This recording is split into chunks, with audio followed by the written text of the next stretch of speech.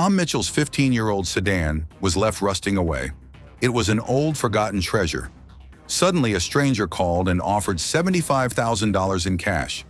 Tom's strange behavior led him to follow him to find the truth. What he discovered would reveal everything that hurt. Tom Mitchell, a 33-year-old man, stared at an old broken-down sedan in his old garage. He had owned the car for 15 years. His uncle, who had raised him since he was a child, gave it to him as a birthday present when he was 18 years old. However, his uncle died shortly after due to illness, leaving him to live alone. After graduating from college and struggling with student loans and other expenses, this old car was the only thing that would make him money. However, this car was a good helper for him to travel and relax on the weekends. The car held many good memories for him. The bright blue color of the car slowly faded to a dull gray with time. Rust corroded the wheel wells like cancer. The door handles fell off with time.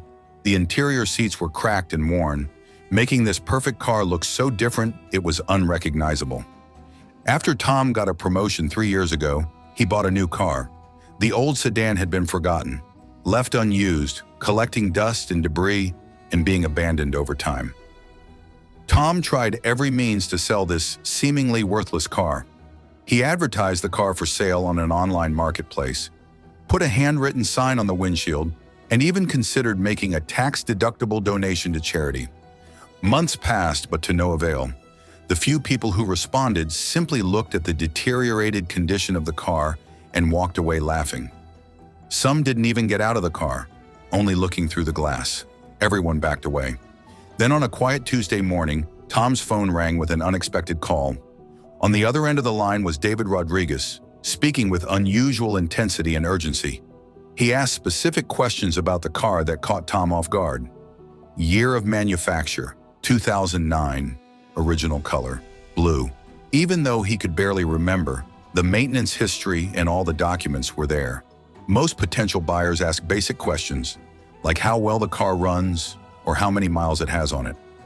David seems obsessed with the car's maintenance history or crash history as if he is conducting an investigation. David insists that he must see the car immediately. There are no delays, no arguing about the timing. He can pay cash immediately, which certainly catches Tom's attention after months of unsuccessful attempts.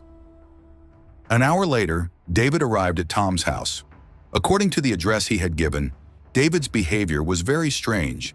He got out of the car and walked around Tom's car slowly and seriously. He stopped frequently, took out his phone to take pictures of the license plate from every possible angle.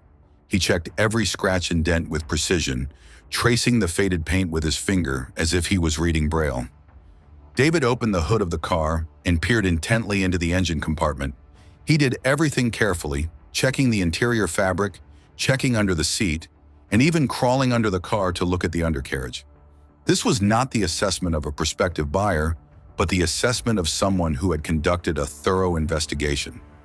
Tom explained the general history of the car, including scheduled oil changes, regular maintenance, scratches, dents, and nothing alarming. David was interested and attentive to every detail. He nodded thoughtfully and said something so shocking that even Tom could not speak. $75,000 in cash. No negotiations, no bargaining, no test drives. Tom's mouth hung open. This piece of scrap metal was worth about $300. David opened the leather bag full of bills and counted the neatly arranged bills. His hands were shaking visibly as he filled out the title deeds with a slightly nervous expression. 90 minutes after the first phone call, Tom was holding the money. It was more money than he had earned in half a year. Once the deal was settled, Tom watched his old car disappear into thin air. But doubts continued to bother Tom for days. David examined every detail seriously. The huge overpayment without any negotiation. The secretive and almost paranoid nature of the entire transaction. The obvious anxiety in the man's trembling hands. Something was seriously wrong. Tom's curiosity finally overcame his common sense. He borrowed a neighbor's pickup truck and drove to the address that David had written on the document. The location took him through an industrial area to an area full of auto repair shops and storage facilities. Tom found a building and parked in a suitable place. Across the street from where he could clearly see inside the building, David was inside with an old man who seemed to be a professional auto mechanic, but they were not doing any repairs or restorations. On the contrary, they were doing what seemed like an inspection. They used external measuring tools to measure the size of the car. They recorded all the scratches, dents, and blemishes on a detailed clipboard. They took pictures of each scratch from different angles under different lighting conditions. This was not a repair, but a comprehensive documentary recording of the actual condition of the car. After David finally left the garage, Tom waited with a little anxiety before walking into the building. Tom asked David for information about the car he has brought in for repair.